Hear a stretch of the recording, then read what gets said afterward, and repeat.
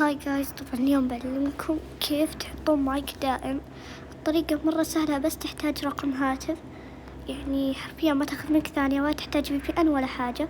بس احتمال ان الشات بعدين عندك يقفل، يعني تقدر تشوف الناس تكتب بس انها ما تقدر تكتب. فيلا اوريكم. والحين بوريكم دليل ان الطريقة الضابطة. شوفوا شو اسمه، شوفوا انا ايش حاطة. الطريقة انك تروح شو اسمه الإعدادات، معلومات الحساب، تمام.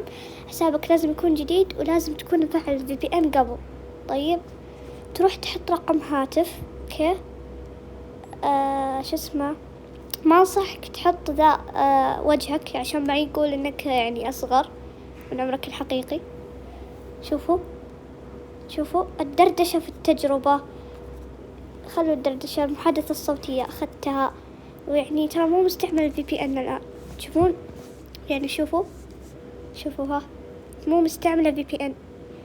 طريقة حرفيا سويتها بأكثر من حساب، نفس الرقم، والله انها شغالة يعني. أول شي تحمل VPN، تمام. هذا بريكم إياه. لا تحملون VPN هذا الثاني، يمكن يسوي شيء. شوفوا،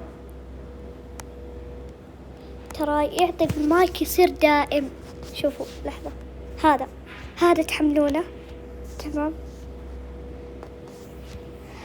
وتحطون الولايات المتحدة ويتصل، اوكي. بعدها بعد الشغلة تروحون تسوون حساب جديد، وتحطون رقم هاتف، وتفعلون الدردشة، وبس كذا. مبروك عليكم، فتحتوا المايك. الحين بوريكم دليل ان انا فعلا فاتحة المايك. شوفوا شو يقولون، ايه حور كذابة بس تبي مشاهدات. تشوفون المايك شغال عندي، ويعني اقدر اسمع الناس وكل حاجة، بس ما يمديني اكتب، لكن اقدر اشوف. وبس كذا، مع السلامة.